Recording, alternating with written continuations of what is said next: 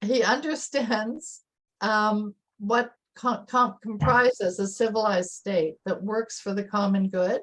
Not that we know much about that in Ontario at the moment.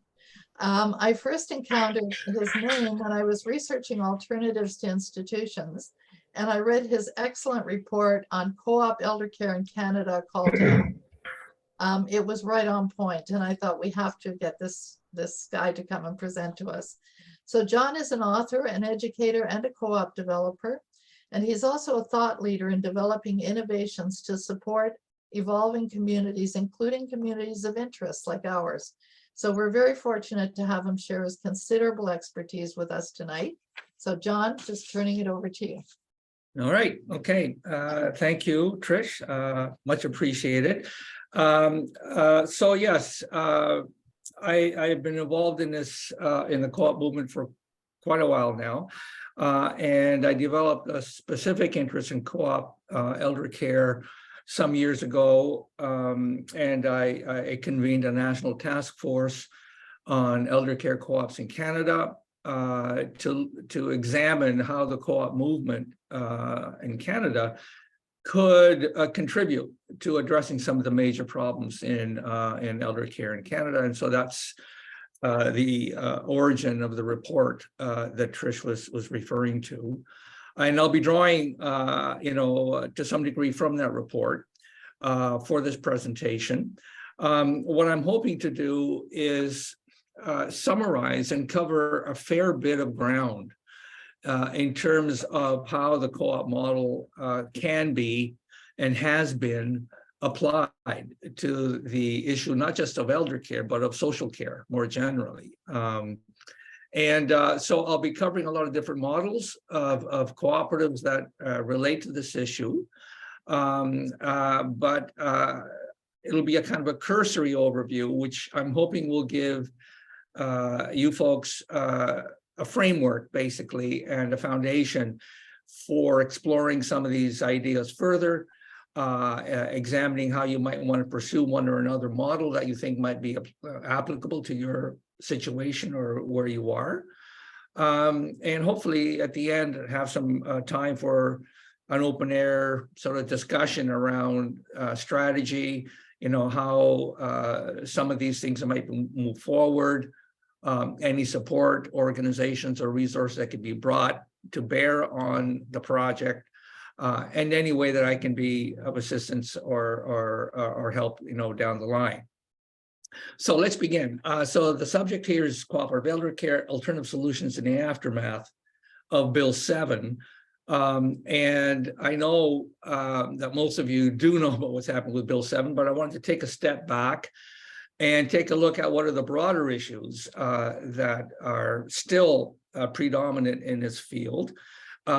This list is something that we came up with after a series of public hearings on elder care in Canada some 12, 13 years ago, 14 years ago. And I look at this list and it's exactly the same as today, that the number of seniors are going to continue to grow exponentially over the coming years. There is no national housing strategy in general, much less for seniors. There's a need for affordable social housing and home ownership support. There's no senior policy in place, either at a provincial level or at a federal level. Our healthcare systems are stretched to capacity. There is a need for quality health and home care support, not just for seniors, but for people with disabilities and other people that are, housebound. There's a need for affordable end-of-life options. And then the thing that a lot of this presentation is going to turn on is this undue focus on privatized care to the neglect of other options. And of course, that's the heart of the issue with what's happening in Ontario.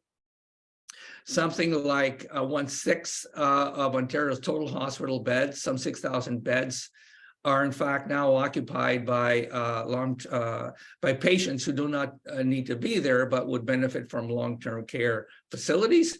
And this also means that there's less room less available hospital beds for other folks that need those beds. And so this has led, at least it's the rationale for Ontario passing Bill 7, which seeks to empty out those available beds by basically transferring seniors to facilities outside that region and over which they have no control and no choice in the matter. Which has raised alarm bells all up and down Ontario and across the country, is violating any number of existing rights that people enjoy, including certain rights which are embodied in the UN Declaration of Human Rights. And on top of the obvious violation of people's long-term well-being when they are disconnected from community and family and friends. So Bill 7 has given rise to a re-examination of what else might be proposed as a long-term solution to this question of elder care. Now, the majority of some 623 residences in Ontario are run by chain companies, for-profit shareholder companies. Almost 60% are for profit, and some 26% are nonprofit, and another small percentage, 16%, are run by municipalities. But this predominance of privatized models for the provision of elder care has failed spectacularly, both in covering the necessary level of care that is required by people, and also being affordable for people that need care. So an investigation by the CBC revealed that some 85% of long-term care facilities in Ontario have routinely violated healthcare standards for decades with near total impunity. And this is not just the case in Ontario, it's true in other provinces as well. Ontario is a particularly egregious case of this in view of the fact that the current policy direction of the Ontario government is to continue to do work with these privatized systems or for-profit companies, and the transference of people from these hospital beds to these facilities will do nothing to either change the model or address the quality substandards that have been such a problem, particularly during the pandemic in Ontario. I won't go that much more into this, only to note that the privatization of something like healthcare or elder care always seems to end at the same place, which is a drop and a decline in the quality of care, an increase in the cost of care, and a decline in the well-being and of residents in these facilities. Unless people have a lot of money and can afford the highest tier privatized care, the general direction of privatized senior care facilities is one of rising costs and lowering standards. So what's the alternative? What else can be done? I just want to touch on this other final point because it's an important point when it comes to the relevance of cooperatives, which is the working conditions that are typical in private long-term care facilities. There's a continuous revolving door of care workers that come and go. There is a lack of decent pay. There is a lack of control over how they organize and conduct their work. There are precarious and dangerous working conditions that they have to contend with. There's very little job security and very little training. So all of this adds up to a particularly bad environment, both for care workers and for the people they are meant to serve. And the final point I'll make around this is this distinction between for-profit and not-for-profit care models. To put it in a nutshell, the primary objective of privatized care facilities, as in privatized healthcare facilities, is the maximization of shareholder value, shareholder profit. This comes at the cost of labor. It comes at the cost of training. It comes at the cost of being affordable to people if the end product is not the well-being of residents and elder care recipients and their families, but rather profits for the company. So there is an immediate disadvantage in the model when compared to other not-for-profit or cooperative models, which is what I'm going to start delving into now. I won't go into Bill 7. You know what it's all about. This transference of people to facilities that are outside their community is one of the key cornerstones of this bill. And so we don't need to dwell on that. So all of this opens up, I think, a space for cooperatives and communities to try and inject another approach altogether for the provision of elder care. It's an issue that's not going away. It's an issue that affects everyone. Sooner or later, we all get old and we all need care. And there are a number of key dynamics which recommend the co-op model. One is the absence of affordable care. Second is the demand for user control. In other words, seniors and their families want to have more control over the design and delivery and the quality of care that is offered. There's a demand for flexibility and responsiveness of services. In other words, services that are designed with seniors at the very center and as the priority, not profits. There's a focus on community and the importance of community connections and community support for people receiving elder care.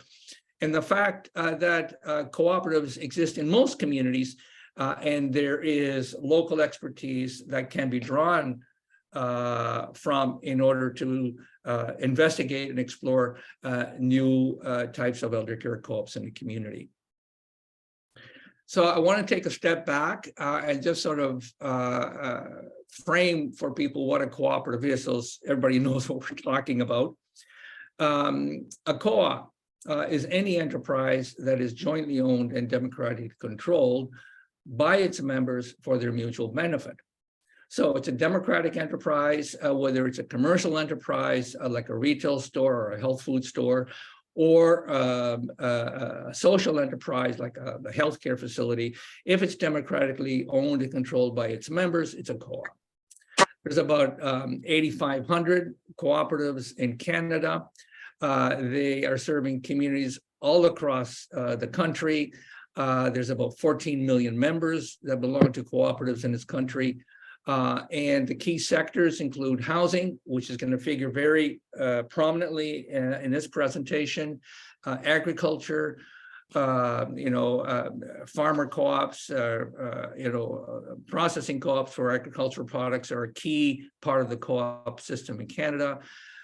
Consumer co-ops, retail co-ops, oil refining, credit unions, of course, and insurance. These are kind of the foundation sectors for the cooperative movement in Canada. But what has arisen in the last decade or 15 years is a new type of co-op, which is a co-op which is focusing on social care and healthcare. So what can cooperatives offer this list of issues that we've been describing here? First of all, it can be designed as a nonprofit model, so it could be more affordable in terms of the provision of services to seniors. Cooperatives mobilize the resources of members, both financial and participatory in terms of governing and running the cooperative. There is existing expertise in the co-op sector that can be applied to new projects. The fact of democratic governance, of user control, is probably the most important benefit that the cooperative model brings to elder care. The ability of people using the service and the ability of families of those people to actually have control rights over how that service is designed and delivered. There's a focus on quality of care and affordability over profit, which of course is fundamental. And the fact that cooperatives can design models that allow seniors to stay in their homes or in their communities longer, and providing a safer environment and closer relations among people, both within the co-op and between the co-op and the community. So those are some general, I would say, reasons how a co-op model relates to the problems that we've been identifying in terms of elder care.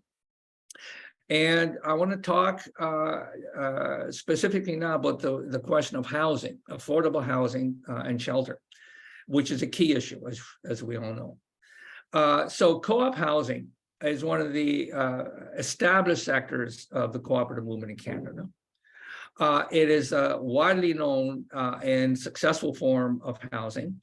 It accommodates a wide range of incomes and abilities in order to allow people to live independently in cooperatives. You can design housing cooperatives so that they are specifically focused on the accommodation and provision of care and service to seniors. They can be placed either in any environment, urban or rural. And there's a variety of models that can be used. There's a traditional nonprofit. There are life lease models, which I'll explain in a moment. There's equity housing co-ops where people actually own the unit that they reside in. And there's various forms of cooperative supportive housing. Life lease housing co-ops. This is a particularly interesting model because what the model provides is the availability of a lifelong lease to the members of the co-op at below market value often. And the lease is the value of the lease can be passed on to a resident's estate once they pass on or no longer need it. The structure requires a nonprofit partner that develops and manages the housing complex, and there is no profit added into the development costs beyond the actual cost of designing and constructing the co-op. There are designs which accommodate seniors of modest incomes and provides access to affordable housing and predictable financial costs for the individual in the co-op. They can accommodate home care services, and they can also access, if they're nonprofits, donations, grants, community investment, and so on. So life lease co-ops, here's an example of a life lease co-op in McClure Place in Saskatoon. It was put together in 1989. It has 130 units. 36 of these are subsidized units. And the cost of the life lease is set up as a non-interest bearing loan, and that does not affect the GI supplement. The monthly fees cover part-time nursing services, security, and social programs. And this particular project was co-sponsored by the United Church, which developed the building and raised additional funds to support the participation of low-income residents. And I think this is important just to dwell on for a moment. The fact that the United Church got behind this is an important factor because many of these projects succeed because there is an established community organization or a foundation or something like the United Church that can be part of the organizing group that actually puts this together. And this actually harkens back to the origins of housing co-ops in Canada.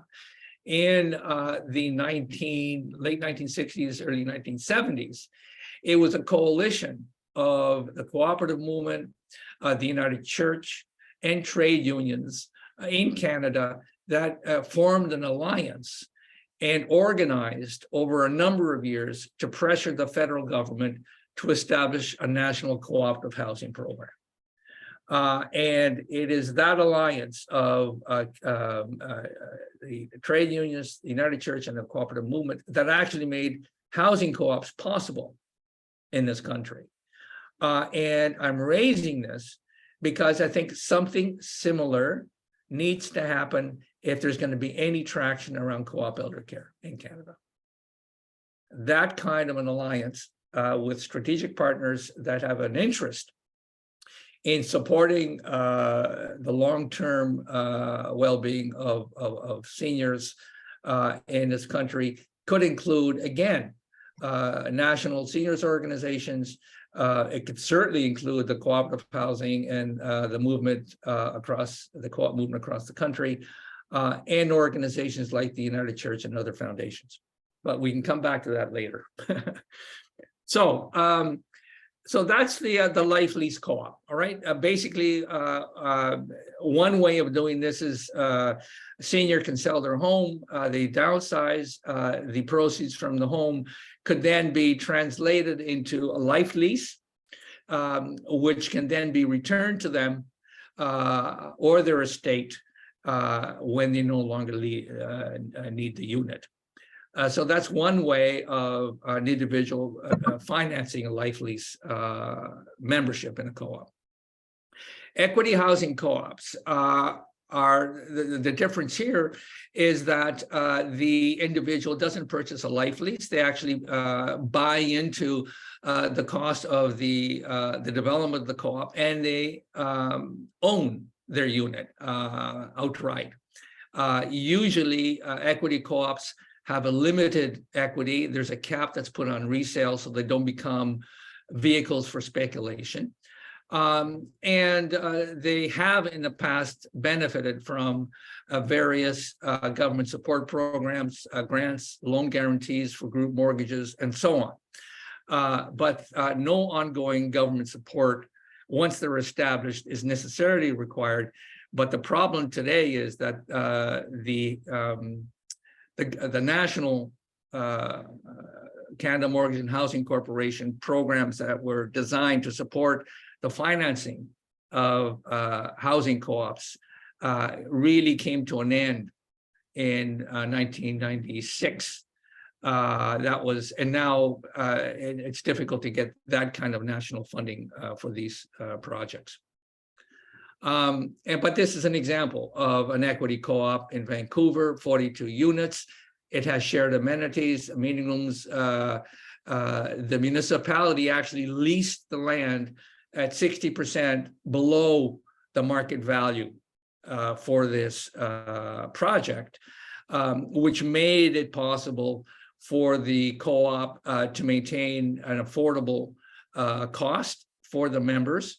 But it also had to agree that it would maintain this housing as nonprofit in perpetuity.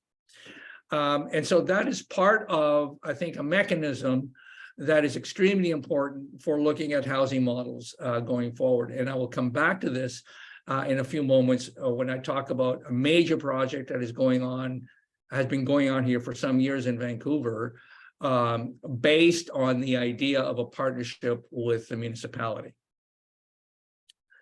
A really interesting model around housing is something that came to our attention when I was working with a national task force. It was a group came to us from Napanee in Ontario, and they had been experimenting with a foster care model, basically providing housing and care for seniors in private residences. So the members of the co-op are actually homeowners who rent their rooms or make the rooms available for seniors. The cooperative oversees quality control, the management and training of homeowners and members, the provision and coordination of services to people staying with the co-op member, which is nursing support, transportation, social programs, recreational programs, and so on. And the model is financed primarily by seniors, the people that are actually using the unit, with some possibility of government subsidies for low-income seniors. So this foster care supportive housing model is different. It's a kind of a social care Airbnb, so to speak, except that the cooperative is the members who actually let their rooms out for housing for seniors. And the cooperative provides all the support systems, training, and so on that those seniors need while they're resident in those homes. So I think that is a model that is interesting, worth sort of considering. They accommodate seniors and need to downsize. There are no infrastructure costs. You don't have to build a new cooperative. You don't have to raise the capital to do a new project. And there are many homeowners who have empty bedrooms or suites and can see this as a source of income, but not just a kind of an Airbnb, tourist turnover income, but something that actually contributes to a very urgent social need in the community. So there's a lot of benefits to this approach. The seniors can stay in their home environment, and in their community longer. It relieves pressure on long-term care facilities, and it can be easily replicated and expanded once the model is underway. But it is something worth considering. I was talking earlier about the cost of land and how just that alone makes co-op housing, any kind of housing in Toronto or Vancouver, any of the major cities, almost everywhere now in Canada, available for affordable housing. One approach to addressing this is the creation of community land trusts. A community land trust is a structure that basically takes in land or property and places covenants on that land or that property that keep it affordable in perpetuity.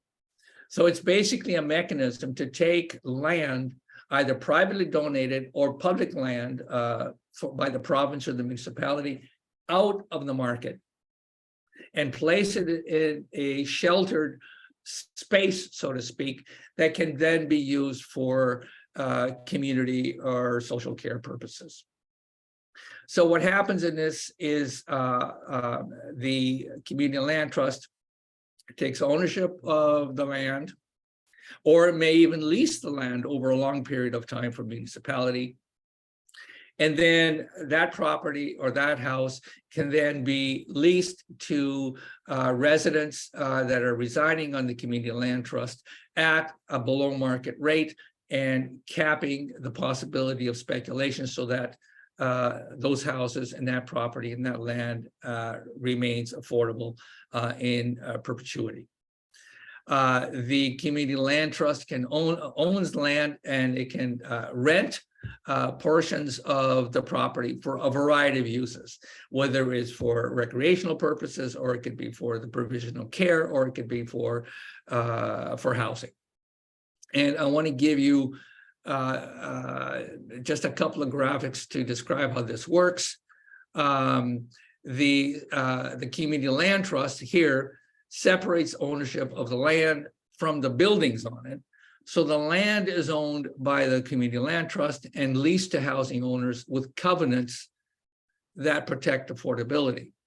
So if a unit or a house comes into the ownership of community land trust, or the community land trust develops something, it retains ownership over the land and leases the housing to the members. Now, what this does, the covenant, the cap on the resale value of the property ensures affordability in perpetuity. And the example I will give you is Toronto Island's residential land trust. I was one of the founding members of this board when I was living in Toronto years ago. The land trust is located on parkland, which is public land, but on it, of course, there are residences, cottages, which have been there for a long time, 100 years and more. And so basically what happened is the land trust signed a 99-year lease with the province, giving it control over the land. It stewards the land, but the houses individually are leased to the residents, and then they can be resold, but only at a prescribed formula, which means that they can't speculate on the houses. The formula caps the value of the house at its replacement value plus 1.5% for every year you're a tenant. And so that means that the next person who's on a waiting list that purchases the house knows exactly what they're going to pay for it, and it remains affordable in perpetuity. All right. So this model was established by provincial legislation in 1993 under the Bob Rae government, and it continues to operate. So the original purchase price of the houses on Wars were $55,000 and $71,000 on Algonquin Island, which is way below market value. And if you go now and look at the cost of those houses, they are still way below market value because of the covenants placed on the land. Okay, so I'm raising this because it opens up a model that can be translated into a community with a group of people that can establish an arrangement with a municipality in order to explore the possibility of using public land, transferring it to a community land trust in that city or that community, and then developing affordable housing, not just for seniors, but others, that, people that need to be able to afford to buy a house or live in a house. But it is something that I think is worth exploring, especially if you have municipal councils that are open to playing a role in promoting affordable long-term care facilities and services to seniors. The example here is the Vancouver Affordable Housing Project. There were 7 sites on city-owned land. Over 1,000 homes have been planned. 358 co-op homes are part of that package, and they are on a 99-year lease, like the Toronto case. And they're targeting households earning between $40,000 and $125,000. So it's a partnership that includes the Co-operative Housing Federation of BC, the Community Land Trust out here, the City of Vancouver, BC Housing, the provincial department responsible for housing, was also supportive of this experiment. And there were a number of private market funds, Van City and the Fraser Housing Co-op, which is the development cooperative, all of which took part in this experiment, and it has proven to be extraordinarily successful. The Fraser River lands were part of the first package of lands that were developed using this model. This is a picture of Fraser View Housing Co-op. This is River District Housing.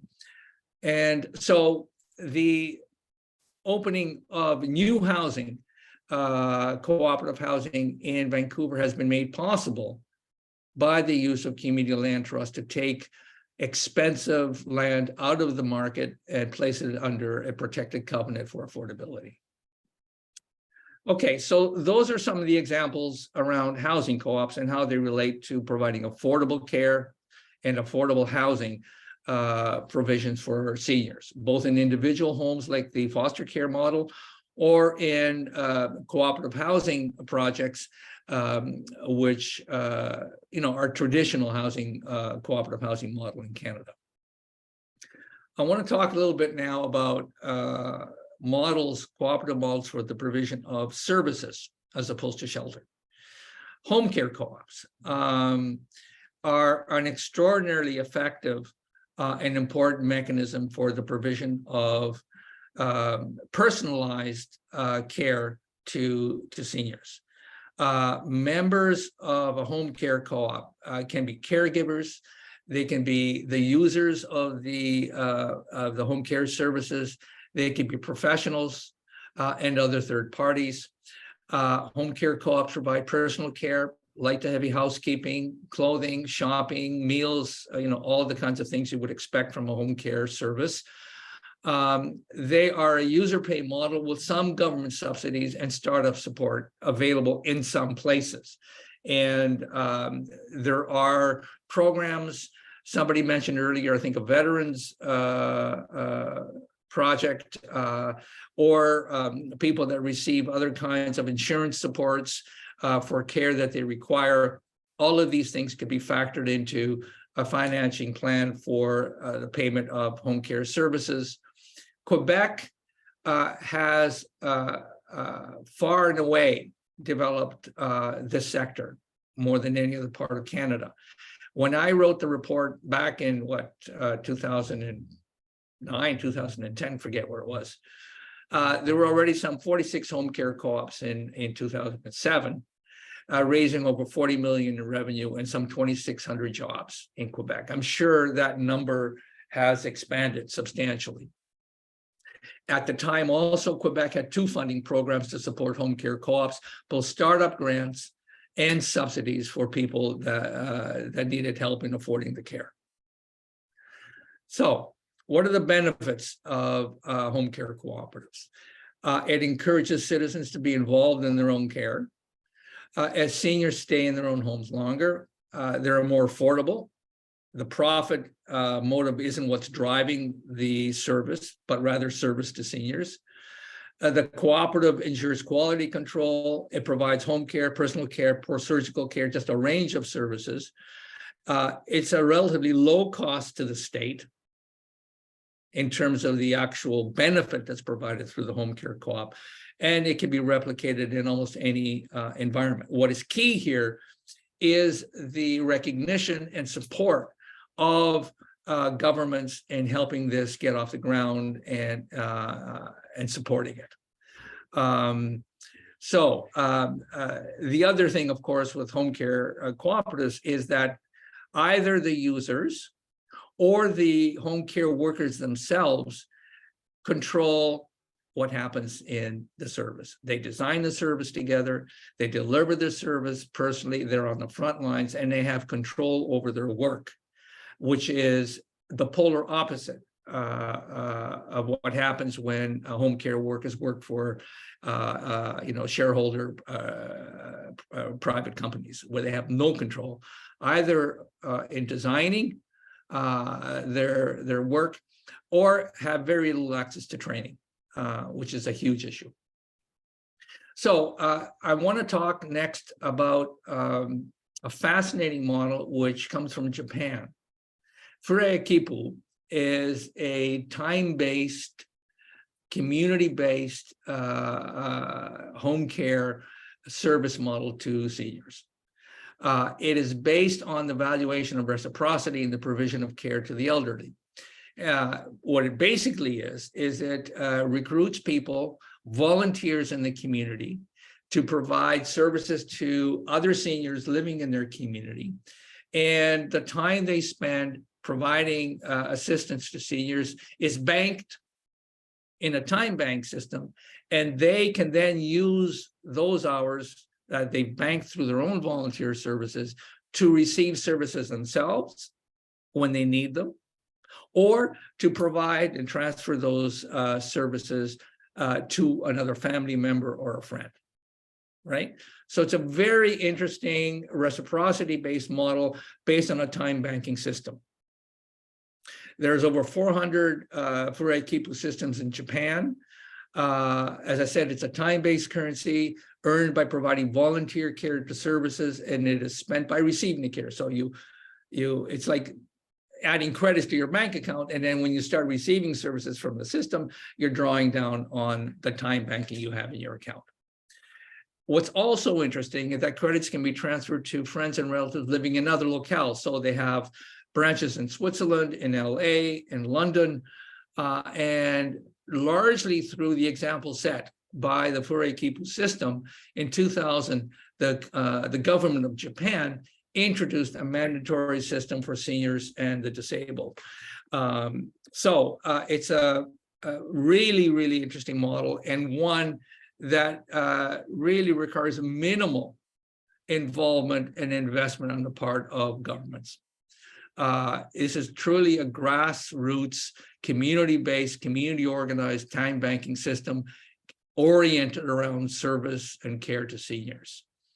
What I'd like to try and do now is show a little video, which will give you a bit of an insight into how this particular model operates. And let's just see if this is going to work here. Of course, it's not going to work.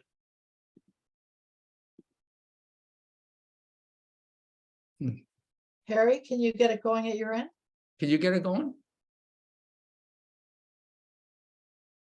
Yeah, let me try. Give me a second. Okay.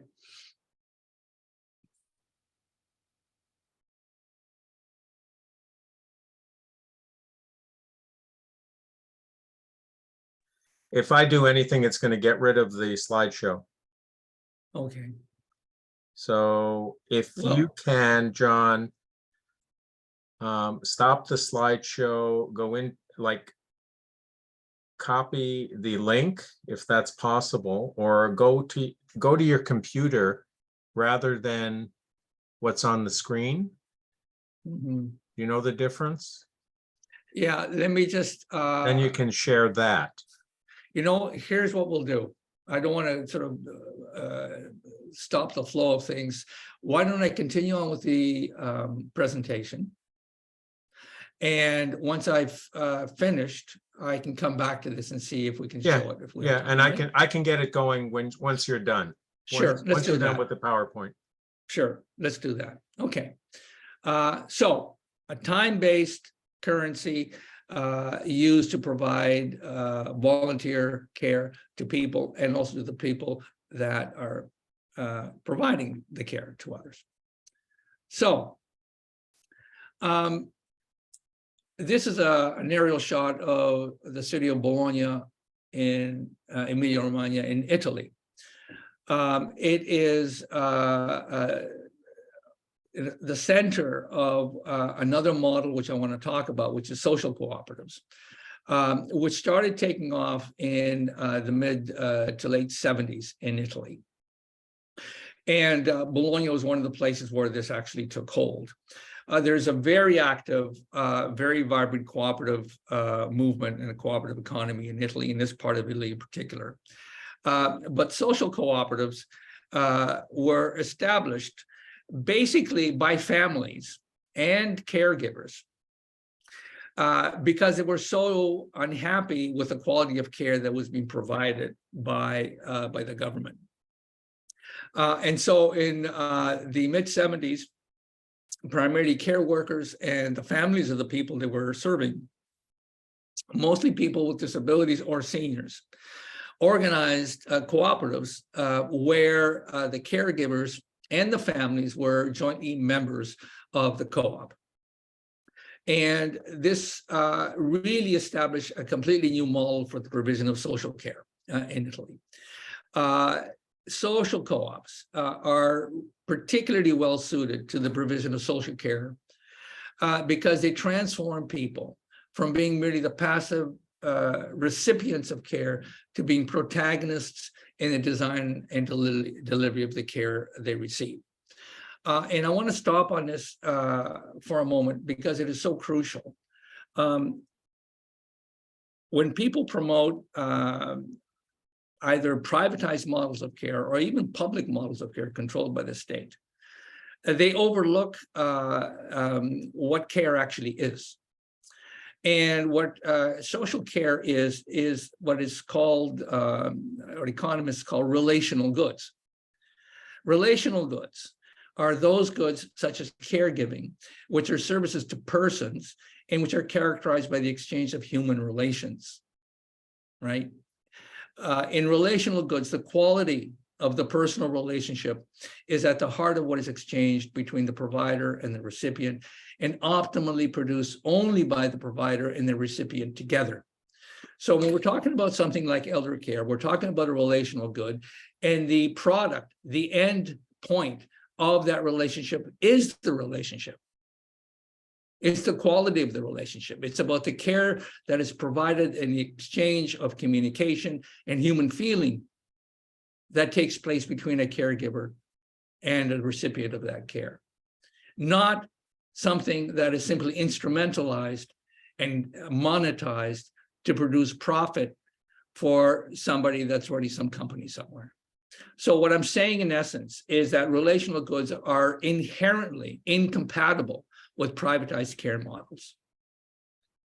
So I wanted to sort of leave that, because if we're looking at a theoretical sort of reason for promoting cooperative models of care, the fact that what we're talking about is relational goods that require the participation and exchange of relationships between both caregiver and care user, care recipient, is absolutely fundamental. All right, so there's some 14,000 social co-ops today operating in Italy. They account for about 180,000 employees, of which 30,000 are disadvantaged workers. So 13% of Italy's expenditures on social services are actually provided by municipalities or public bodies to social co-ops under contract to provide these services. In the city of Bologna, some 85%, over 85% of the social care that's provided in that city is provided under contract to social cooperatives. So it's a model that can be incredibly flexible. It can be scaled up, and it is incredibly various in terms of the kind of care services it can provide. Everything from elder care to the provision of rehabilitation services for people that have been released from prison, to services for people with disabilities, to programs to assist people that have been drug users and recovering from drug use. So I have sent Trish a copy of Humanizing the Economy, which is a book I authored in 2010. I did that because one of the chapters in it deals with the subject of social care and social co-ops. And I thought it might be of interest to some of the people in this call to have access to that, because I can't go into much more detail about it at this point. Just a couple of examples. Cagliai is a long-term care cooperative that develops and runs these long-term care facilities all across Emilia-Romagna. This is one which is just outside of the city of Bologna. The members of Cagliai are primarily caregivers, adult educators, practitioners, nurses, physiotherapists, and so on. These are the professionals that are actually providing the service to the people that are resident in these facilities. But the model also relies on the contributions that are made by volunteers, and also the involvement of both family members and the people in the facilities in the design and organization of the services that are delivered. And here again, we have a key role for municipalities. The law governing social cooperatives in Italy recognizes an affinity in the mission between public bodies and social co-ops, and emphasizes the possibility of collaboration between them. In other words, the law encourages public bodies like health boards and like local municipal councils to directly involve themselves and participate as members in the development and operation of these facilities in partnership with the social care cooperative and the social service organizations that are involved in these projects. This is just a kind of a rundown of the variety of the models I've just outlined. Housing co-ops, long-term care co-op, like Cagliai, which I'm just covering here, supportive housing, home care co-op, social co-ops, and the reciprocity co-op, the Japanese model, which I just described. So I'll close off this presentation with just a couple of concluding remarks. When we're thinking about alternatives to the current model of privatized care systems, or even state-run care systems, the cooperative model offers a number of advantages. First, it offers control rights to caregivers, individuals, and families. Absolutely fundamental if we're talking about any level of accountability or quality control over the kinds of services that elders receive. Higher quality of service. In studies that have been done over and over again, both nonprofit and cooperative models of care outstrip privatized models of care in terms of quality of service as well as affordability.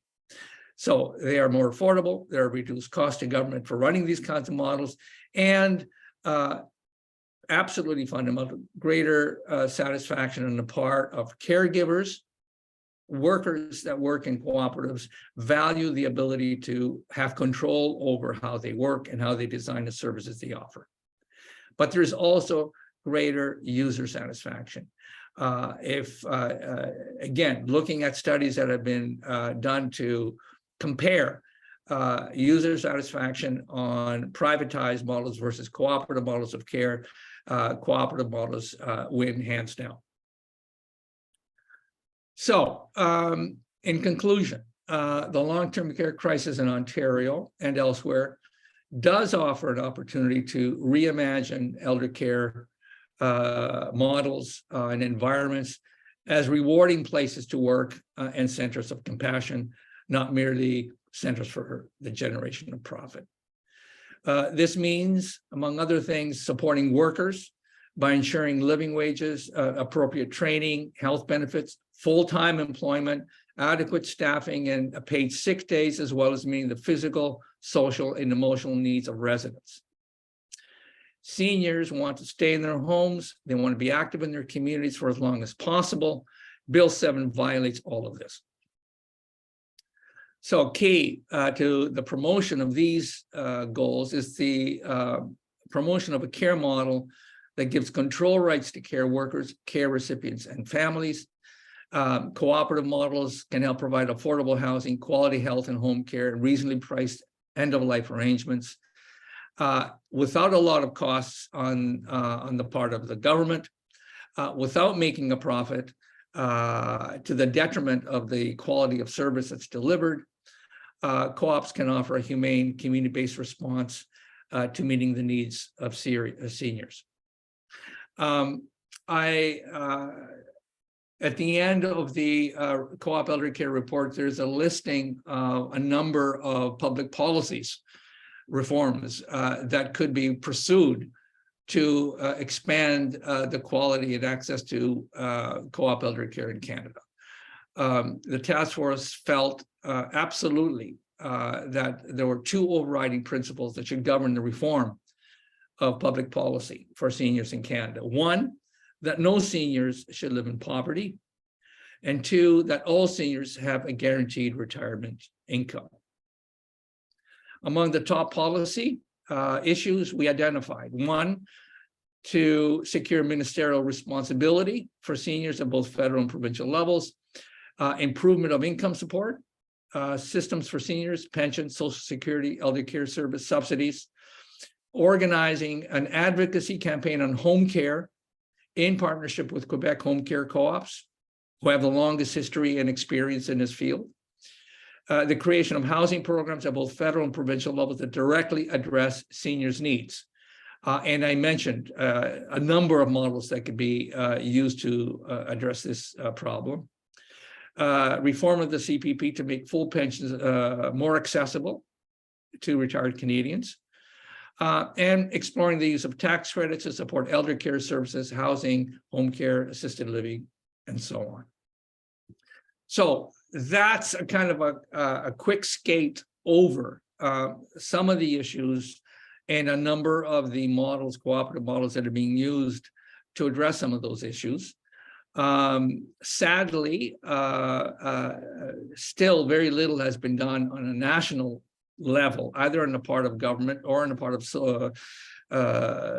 social economy groups or the cooperative movement itself, I might add, to organize a comprehensive long-term campaign around elder care in this country. I hope finally that this does come to pass, and maybe it will be sparked by the ongoing scandals of abuse and maltreatment of seniors in Ontario and elsewhere. I'll leave it at that And let's open it up for some questions. I'll be happy to respond to any queries that people have. Thanks so much, John. That was an excellent presentation, very thought-provoking, and lots of chatter going on the chat. So you definitely have stimulated some thinking about this. So do people have questions? If you do, Well, I see 95 chats going on here. My God. that's right. Yeah, because it was very interesting. So Harry, I don't know. I can't see everybody, so I can't see everybody's hands up. So can you see hands up? Because if there are hands up and people want to, Pam Johnson, okay. Pam Johnson has her hand up. And Jay. And Okay, Jay. so Pam first and then Jay. Go for it. Great, thanks. Thank you so much for this, John. I come from a family that has long-standing roots in credit unions, cooperatives in Canada, and as I did my master's degree in that study, although my Right. background is working with people with disabilities and went through that whole process of deinstitutionalization here in Ontario, as seconded to work for the government for that project. And then sadly, I had to place my mom in long-term care about 3 years after I did finish that project, which was devastating. Just knowing what I had tried to accomplish and then, knowing where I was having to place her. So I guess my question to you in that, given the amazing national work that you've done, do you think it would be worthwhile if we were trying to build some advocacy here in Ontario and thinking about, you've given so many great suggestions about who we might want to partner with strategically, would we want to also reach out to, do you think it'd be worthwhile to reach out to provinces like Quebec, to PEI, to Nova Scotia and Saskatchewan, where cooperative sectors have been around for over a century, whether or not that'd be worthwhile for us to do? Yeah, absolutely, it would be. In each of these places, in Quebec and PEI, there is a provincial association, cooperative umbrella organization in place. Well, it was a while ago when I was focused on this work, when I was doing the National Task Force. But the plan at that time was to use some federal money that we had secured to provide funding for these provincial associations to go out and pilot these cooperative models within their jurisdictions, within their communities. And it was a fair bit of interest at that time. Now, that was a while ago. A lot has happened since then, and there's been a redesign of the cooperative movement across Canada. One of the things that's happened is that the Quebec cooperative movement, the Francophone movement, and the Anglophone movement have merged. It's a much larger sort of sector organized now. But it would seem to me that taking a proposal and an offer for partnership around cooperative elder care to the sector, to some of the provincial associations, to the national association, and even to individual cooperatives that may have an interest in that kind of a partnership. And I'm thinking here primarily of some credit unions may be interested in this, particularly Desjardins credit unions in Quebec, and some progressive credit unions, for example, Van City out here in Vancouver, or Assiniboine Credit Union out east rather. Even approaching certainly the Co-op Housing Federation of Canada and the provincial housing federations, Co-op Housing Federations. There's one in Ontario, there's one in every province pretty well. And then finally to a cooperative like Cooperative Insurance, which may have a particular interest in elder care. Right? So yes, the answer in brief is yes.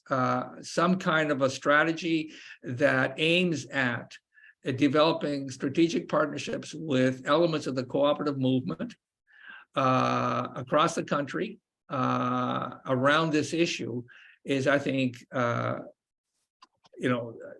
absolutely fundamental step in taking this forward. Okay. I've got Jay, Sal, and Danielle. So Jay, do you want to start off?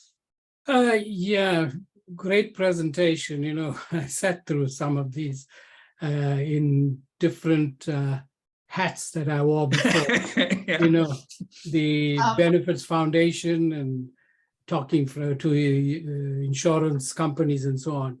And in my negotiation days in the labor movement. Having said that, part of my question you answered, where you go outreach to different groups, Mhm. but have you approached the labor federations, labor Mhm. unions, Mhm. labor locals? Mhm. Has Yeah. this been presented to them? Because I know of some projects where the steelworkers, I think, was involved, and I don't know about the UFCW, but the public sector unions, they are Mhm. very suspicious, Mhm. in my reading, that Mhm. they're going to lose membership Mhm.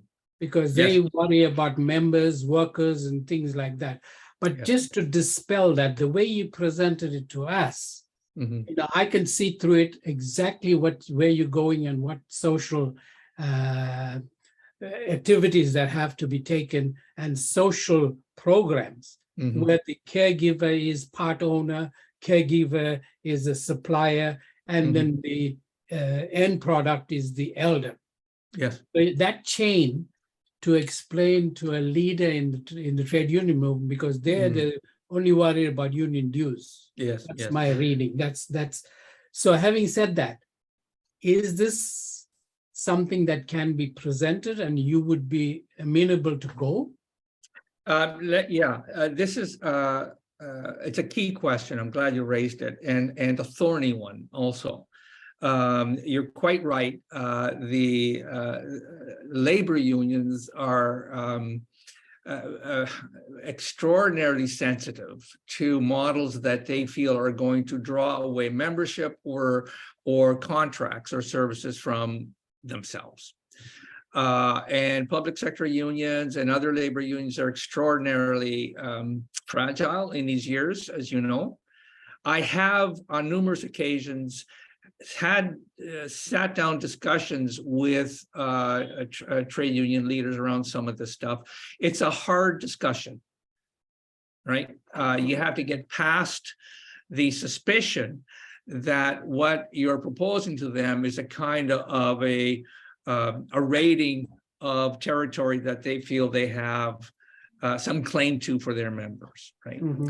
Now, even having said that, the same issue was very much at the heart of the development challenges of social cooperatives in Italy. The cooperative movement and the social co-ops had gone to governments to get legislation to formally recognize social co-ops as a particular kind of cooperative with a mandate to provide services to the community. Initially, that was met with a fair degree of suspicion from the trade unions in Italy for the same reason. They felt that if we open up the gate to volunteers and caregivers and cooperatives to be providing these services that we currently are providing, we're basically undermining our own role in our own jobs. It took a long time, but finally there were negotiations and agreements that were struck between government and the trade unions and the cooperatives to assure that the co-ops would not be mining public sector jobs, right? That the jobs and the services that were to be developed were to add to and to complement the public services that are already being offered, not to replace them. Right. And that still remains the case. And in fact, the number of jobs that have been generated for these kinds of services, because now you have an expansion of services. You have, community groups coming together and providing, recreation and travel services to families with people who have disabilities, and they take them, to, vacations and the resorts and the seaside and all this kind of stuff. That stuff was never offered by the public services, right? So the actual range and variety of social care services has expanded in Italy and generated more jobs. without subtracting from the existing pool of workers that provide the state delivered services. But it's a necessary discussion, but a difficult one. And it takes patience, and you have to be able to point to examples where this kind of compromise and agreement has been hammered out to give trade union leaders here some comfort that it's possible. Just a follow-up, Trish, what about the Scandinavian countries, Germany, Mhm. France? Do they have any models of co-ops that you talked about, like Italy? Yes, France has, France and Belgium have experienced a growth in social care cooperatives similar to the model in Italy. I'm not so sure, frankly, about Germany, but Holland has provided some very interesting models of team home care service delivery that are not cooperatives, but it's a private company, but the way it operates is using cooperative principles. It's called Bertzarg. Oh, And Bertzarg basically organizes teams of nurses that go out and provide home care services to people in their communities. It's a fascinating model, very successful, and it's spread right across Europe. And again, I can provide you with information on Bertzarg, which is yet another model, which is based on co-op principles, but is not actually a cooperative incorporated as a co-op. But there are many examples across Europe that have been inspired by social co-ops in Italy. thank you. Thanks, John. Would you mind going back to full screen so that everybody can see you a little bit better? And also, I have Danielle and I have, oh, sorry, I have Sal next, then Danielle, and then Hong. Okay, thank you. Thank you, John, for a very interesting presentation. I must say, it's turned me on when not much turns me on. It's a real eye opener. And what excites me about it is the fact that we don't have to wait for government to do what we No. wanted to do.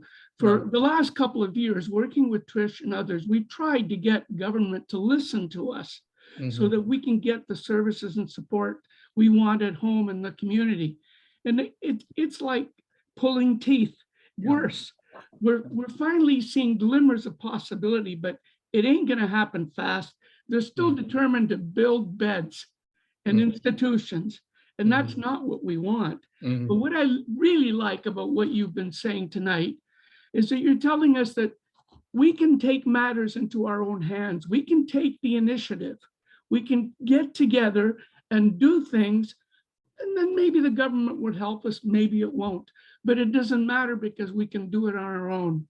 Yeah, I'm glad you said that. There are a number of things that can be initiated by organized communities on their own without having to wait for government.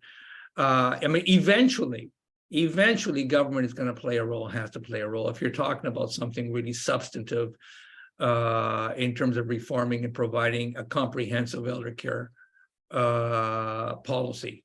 But that can come when it comes in time. But that doesn't mean that communities can come together, find allies in the cooperative movement, start thinking about time banking systems like Furai Keep. Furai Keep was completely a community-based program. They had nothing to do with government. They just organized it on their own by organizing volunteers into a cooperative exchange system. I mean, any community can do that if they know it's possible, if they have the model, and if they have someone helping them to organize and design it that knows a little bit about the the structure of these things. Any community could do that, right? So you're right. You don't have to wait for government, and this is a particularly bleak environment for these kinds of innovations, especially in places like Ontario that are so sold on privatized market-based models. Yeah, exactly right. thanks for the encouragement. And Sal, you're absolutely right. I mean, we've just been going ahead, and frankly, the whole idea is to build such public support behind what we're saying that the government is going to have to follow suit. So that's what we're working on. And there's a big campaign coming to say exactly that pretty soon, we hope. Good, Fingers good, crossed. good. Danielle, you're next. And I Hi. see you, MJ. I'm Danielle. I'm actually a founder of Home Care Workers Co-operative in Peterborough area. Great. So I started this in 2021, kind of right smack dab in the middle of the pandemic. I walked out of long-term care and just said, I can't do it, and tried to find a better way to make this work. So we've been very, very successful. It's I guess so successful that we've actually received a grant for funding for another proposal that we're working on for $75,000. That's so it's going to be the Cooperative Care Alliance, and we Great. are working on creating an incubator type co-op, service co-op, so we can create other small community-based co-ops. We'll provide the back office supports, all the HR, marketing, training, consulting, and allow PSWs and clients to get on with what they do best, right? So speaking on the government, so yesterday we were at Queen's Park. The Ontario Cooperative Association did host a lobby day there on elder care. So I was lucky enough to be able to attend. Oh, and they it's a did great that. opportunity Okay. to really speak to. Yes, they did. Yes. Finally. Okay, great. Great. Yes, right. So Yeah. I do have some meetings set up. It was a great opportunity for them to kind of really get an idea that this is happening, whether they support it or not. We're already doing this, just like Sal had said, right? So, and it's either going to be a private alternative type of care that we're still going to be removed from the system anyways, or they're going to get on board and back it. And I think I really started to hear some people kind of maybe turning their heads a bit and going, oh, okay, you know what, this might actually work. I have some meetings set up with some MPPs coming up in the next few weeks. I will absolutely forward any information on and direct them to you guys as well. But I think the timing is of the essence. I think it's really important. We've been in their faces about this, and I've now sent them our briefing papers on our project and everything. We are asking for funding. So I think let's keep pushing, right? Because this is actually going to, I think it's going to happen. Absolutely. That's great news. I'm very happy that the co-op is succeeding and doing well and growing. That's fantastic. And that the Ontario Co-op Association has been, joining up with you. I mean, they have the expertise. There are people in there that can help in terms of co-op development and design, as you know. I used to work very closely with those folks. I mean, I started working with the cooperative movement in Ontario, actually, before I came out here. So yeah, some very capable people around. So no, I'm very happy to hear that. Best of luck to you. Absolutely. Good for you. Thank you. Are you okay if I was to reach out to you if I needed any advice or to send you, kind of keep you informed of what we're doing here? Because it would be Sure. great. Please do. I'd be happy to help, in any way. Thank you. That sounds great. Thanks so much. And thanks, Danielle. Hong, I see you have your hand up. Hi. Thanks for the information, John. It was really well put together. So Okay. I had an idea and then a question. So the one idea was around reverse mortgages with individuals who are 55 and plus, and somehow figuring it a way so that the seniors or the 55 plus don't have to do reverse mortgages, and somehow using their existing property to make income to help seniors, or some sort of co-op leveraging there, right? Because a lot of times individuals 55 and plus who go into reverse mortgages actually end up hurting themselves way worse than if they had another option. Yeah, So, yeah, I know. So that was the idea there. The question that I had was, what would be needed in Canada to start the Japanese model here? Nothing. It could start in your neighborhood right away. It doesn't need anything. All it needs is what it needs is an organization. It needs a time-bagged structure, and it needs volunteers that understand the concept and are prepared to pilot it. It doesn't need legislation of any kind. It doesn't need any particular policy on the part of the government to support. It's just completely a grassroots, community-based model. Because the currency, that's the tickets that are sort of exchanged for the time, the value of the time that people are using, are local, they're community currency. They're not mandated by the government. It's something that's exchanged within the local community for this purpose, for volunteer care. So no, you don't need anything to do that. You need leadership. Okay. All right. Thank you. Yeah, someone just mentioned that it sounds a bit like the L'Arche model, which worked very well for people with developmental disabilities. Oh, yeah. So, and that's actually true. That is actually, it's an intentional community, and it worked very, very well. So, Yeah, it's a question of organization, education, patience, but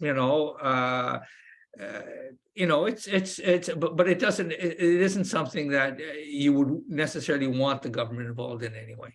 I mean, the Right. nature of this kind of a model is that it is designed, controlled, and operated by the community itself, right. with minimal government involvement.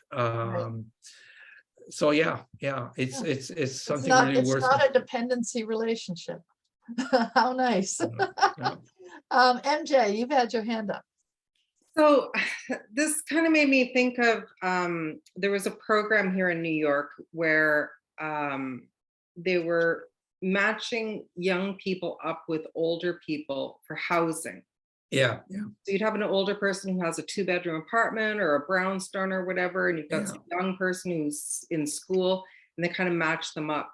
Yeah. And I kind of thought of that too, like when I was caregiver for my mother, I said, I wish I could have taken in another person, and I could have taken care of somebody else. I know even through the Alzheimer's Society, I was going to meetings and stuff, and I'd meet other people. I was like, well, I can help you out. Like, let's connect, let's do something.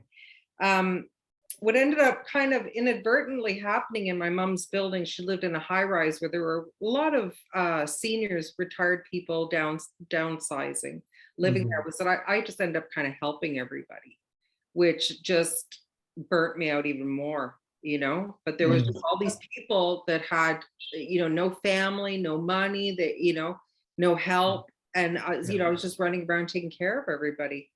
But then of course, what ended up happening is I burnt out, had to put mom in long-term care, where they got paid $6,000 a month to take care of her, right? But they wouldn't pay me a dime. Yeah. I got nothing. And that's, one of the other reasons was I couldn't afford to have someone come in and take care of my mom for a few hours so I could have a break. Yeah. Had they helped me, I could have kept her home longer. I could have stayed in that community. I could have helped more people.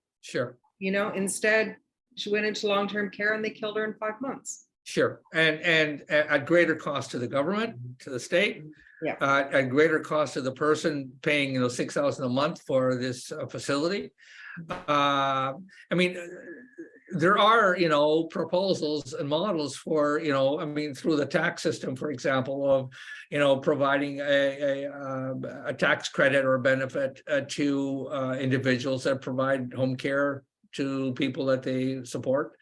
In other jurisdictions, they do that. I have a comment about that, the tax credit. Okay, so you get a tax credit at the end of the year when you're settling up your income, right? Because you have a job, you're working, and then you got to pay your taxes. What happens if you're a 24/7, 365-day a year caregiver to somebody that have no income? Right. The tax credit does you nothing. It does nothing. It's not meant for that, but it is, you can imagine a policy where you can show that you're providing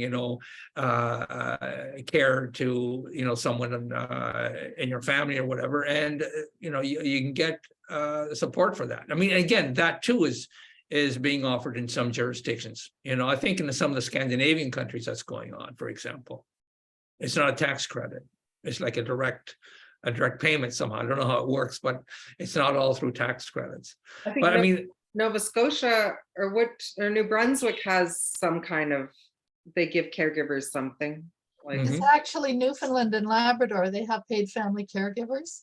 And we've been promoting that model for quite a while now. Yeah. And the other thing is we're having a big presentation in January where Trent University is going to come in and talk about shared housing between seniors and students to benefit both. So stay tuned for that one. That'll be an interesting one too. Yeah. So, and I think Lorna, are you still there?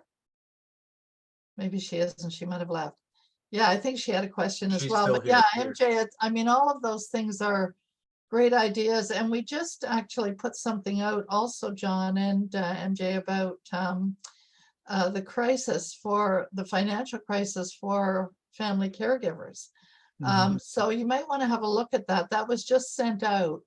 And Lauren Bates from the Ontario Caregiver Coalition actually wrote that. So it's very comprehensive. So have a look at it. Trish, isn't there an effort at the federal level to bring in refundable tax credits for those who aren't working so that they will actually get credit for the work that they're doing? I think that they're starting to talk about that. I don't know how far along it actually is, Sal. But some of these other things are a little bit further along. So that's why, like the home sharing thing and, some of the other assistance for family caregivers, they are actually starting to look at in Ontario. They're feeling the pressure about paid family caregivers.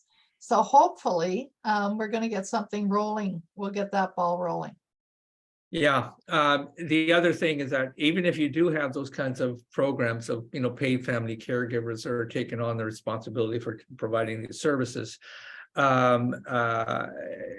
having some kind of a system that can provide support to those people, is important because as the previous person was saying, it's easy to get burnt out, and the money is never enough. The work is always more than the money pays for. And having, let's say you get a paid, home care sort of provision from the government. You're trying to care for your family member or whatever. It's always a benefit to be part of a network of other people that are also providing those kinds of services, to share information, to share training, sometimes even to share responsibilities. And if you have a cooperative that's actually providing those kinds of services, networking services, support services to those individuals providing care, that can also be a real big difference, in terms of how people actually feel about providing care and their ability to do so without getting burnt out. Absolutely. There's been lots of chat, John. You'll probably have a chance to go and have a look at that. But yeah, I mean, a lot of this has really stimulated some ideas, and hopefully we'll get a little group together to work on some of this. Oh, I hope so. I mean, I mean, it's not as if this issue has suddenly become important. It's always been important, but perhaps because of some of the intensity of the scandals that appeared during the pandemic, and also the flaws in the system that were highlighted over that course of time, have kind of reawakened in people the urgency of this issue. But putting together a good working group of people that can think about strategically how to move some of these models forward, who to talk to, who to develop alliances with, and what's an action plan for doing some of this is certainly, I mean, it's time. You know, It is I mean, I time. know you guys have already been doing this, starting on it and advocating for it for quite a while already. And that needs to continue. I mean, Yeah. you can't just ignore that. But seeing where the alliances exist for pursuing particular kinds Right. of specific models, whether it's the home care stuff, or whether, you know, experimenting with a group to see whether some kind of a community-based time bank system around elder care could be experimented with somewhere, get some funding from a foundation to try it. Yeah. Maybe the Trillium Foundation in Ontario would be interested in something like this, or some other foundation, because it is novel. And it addresses a very concrete need, and the benefits are obvious. Exactly. And just in time, because Seniors for Social Action Ontario is incorporating. Okay. So we will be able to do that sort of thing. Good. And hopefully help out community groups as well. So yeah, I mean, that's great direction to do that. Lorna is saying community foundations might be a good place to look for funding. So Lorna, you're still there. You had a question earlier. Did you want to just ask it and we'll finish off? Yeah, well, I have to try and remember it. Can you read it? I think it's way back somewhere. Oh, I know. I sort of know. When you're talking about the different types of co-ops, and one of them was the I can't remember the names, but one was where you said the workers are actually having the co-op. So maybe kind of like the home care workers co-op, right? Yeah. Where the workers are the ones That's right. who run the co-op, right? Yeah. How do you protect against like you lose in that model, you would lose the democratic voice of the seniors, would you not? Well, not necessarily. I mean, most of these, the social co-ops I was mentioning, for example, in Italy, and also in Quebec, they're called solidarity co-ops. They're the same structure. What they are typically is multi-stakeholder co-ops. In other words, there's more than one group that has control rights in the co-op. One group, perhaps the predominant group, would be the workers, the caregivers, but the families of the people receiving the care often compose another group, which has representation on the board of directors. Okay, that's built into it. Yes, I could see that being a kind of a protection device. That's right. And then the third group that is often also represented on the board with control rights is the volunteers, community members that work and support the co-op. And sometimes you even have representation from the municipality or a foundation or a public health body that's supporting the project. So these structures, these multi-stakeholder structures, can be designed to incorporate and include the primary stakeholders, including families that are receiving the service. Thank you. Okay, that's great. Last question goes to Jane.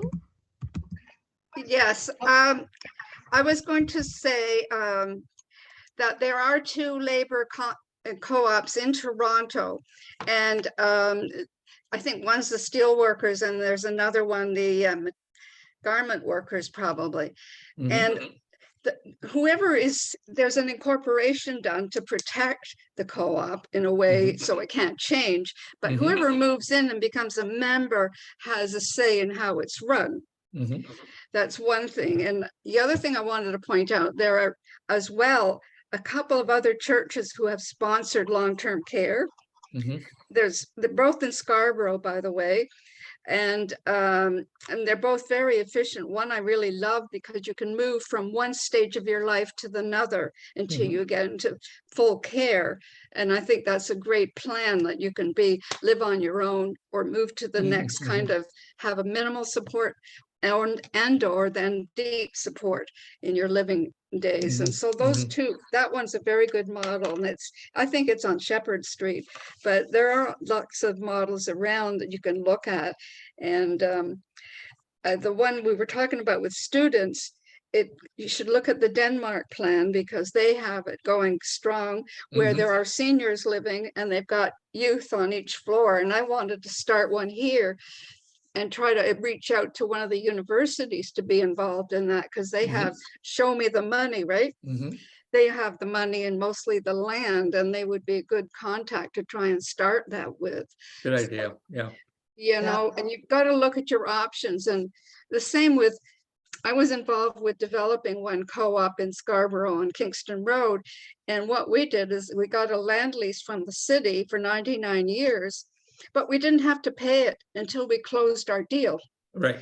We Right. kind of mortgaged that land lease. It didn't cost a fortune, but there it is. They're safe for 99 years. And that's where we have to go and find places that we can do that with a 99-year lease that you don't have to pay until after you close the deal, when you've got the mortgage. So it all kind of ties in really easy. You just have to have a plan and form a committee that's incorporated, because until you're incorporated, you can't do a hell of a lot.